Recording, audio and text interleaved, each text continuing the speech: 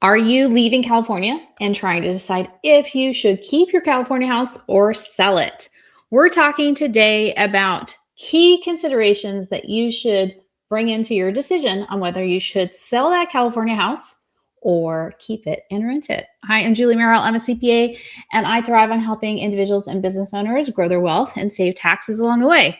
I am a recent move out of California person myself and just went through this process, and I'm here to share some really things, not necessarily direction on whether you should or shouldn't, but things you should consider when deciding if you're going to sell that California house or keep it. The first thing I want to talk about is just the Franchise Tax Board and how more aggressive they have been as of late, going after people who are leaving California, trying to prove that they are still domiciled in California. Now, residency, we think, oh, if we can just spend, half of the year plus a day outside of California, we're not a California resident. California has been more aggressive going after people who are trying to kind of play this game. And the proof is in them you having to defend that you're not a resident in California. And that is truly defending your domicile. So your domicile is your permanent place intended for you to reside. And there's a series of questions that the Franchise Tax Board has if you get in a residency audit that they go down the list on. The very first question is, did you sell your home? So easy to defend your residency change if you sold that home. Now, it might not be in your plan. We're going to talk more about that. Things you should consider in that decision on whether you should sell it or not. The first question I have for you is, if you don't plan to sell the house, do you want to be a California landlord? So most of us know that the laws for renting in California are very, very tenant heavy, right? And that the landlords don't have a lot of rights.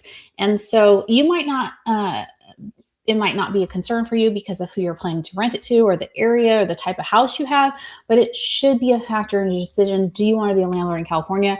If your tenant stops paying rent, you kind of have a huge process as far as evicting them. So just something to consider in your decision.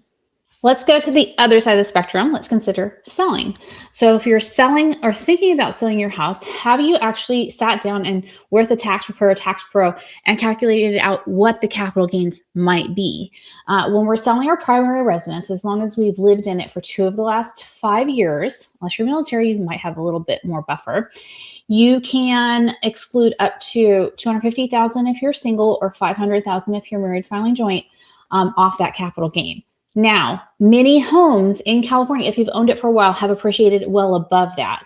So there is, kind of knowing what the tax bill might look like might drive whether you sell that house or not. So selling it, the benefit of selling it when you've lived in it is you get up to this $500K exclusion on your capital gains. If you decide to rent it, you still have that window, 2 of the last 5 years. So you could still rent it for a couple of years and still get that exclusion. So it does give you this, options, if you will, on whether you sell it right away or you rent it for a couple of years while you move to your new state of residency. But you kind of want to know what that capital gain is, because maybe if you sell it, you don't have capital gains and you can just walk away with the cash. That leads me into my next question. Do you need the cash from your home sale to buy a home in your new state? Because that's going to be a driving factor too on, we need the liquid asset to actually buy a new home in our new state. We're going to have to sell our house. Now, I want to take a step back because we're talking about our primary residence and the real tax benefit. I'm a CPA thinking taxes. The real tax benefit of selling your primary residence is you get that up to $500K exclusion on your capital gain. Again, if you've owned and lived in it for the last 2 of the last 5 years. Now, if we're selling an investment property, one that's been rented at fair market value to a non-related party, and we've had it as an investment property and we're selling it, we have a different option. We don't get the $500K exclusion, but we can defer the gain in what's called a 1031 exchange. You have to sell, there's rules, timelines involved. You can basically flip it for a new property for another investment property that allows you to defer that gain. So if you have a huge gain on your California house, you might want to rent it and then defer it in a 1031 exchange. Just know that you're not going to defer it and then live in that new house, because it has to qualify as an investment for investment property exchange. Otherwise, it breaks the rules. So it does allow you to have, if you have the cash to buy a new house in a new state, and you've done your calculation with your tax pro and can see maybe you have still a huge amount of capital gains you're going to have to pay, that we can turn it into investment property and then do a 1031 into a new investment property. But just know we can't live in it because it still has to remain an investment property for the 1031 exchange not to be broken.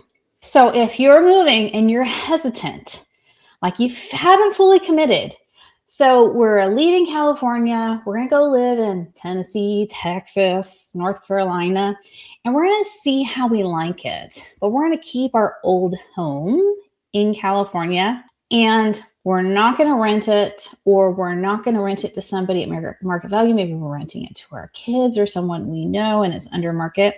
You're asking for a residency audit because, again, remember going back to the Franchise Tax Board having this list of residency audit questions. They want to know if you've moved into a place that was bigger or smaller, considering a vacation home is your new location in your new state.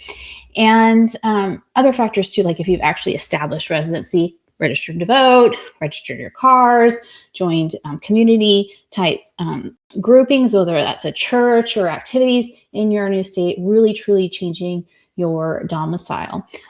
It's something that you could have to defend if it was questioned in a residency audit. So if you're hesitant to leave and you're keeping these ties to California and you get called for a residency audit because they want you to pay California taxes on your income, they're trying to claw you back in.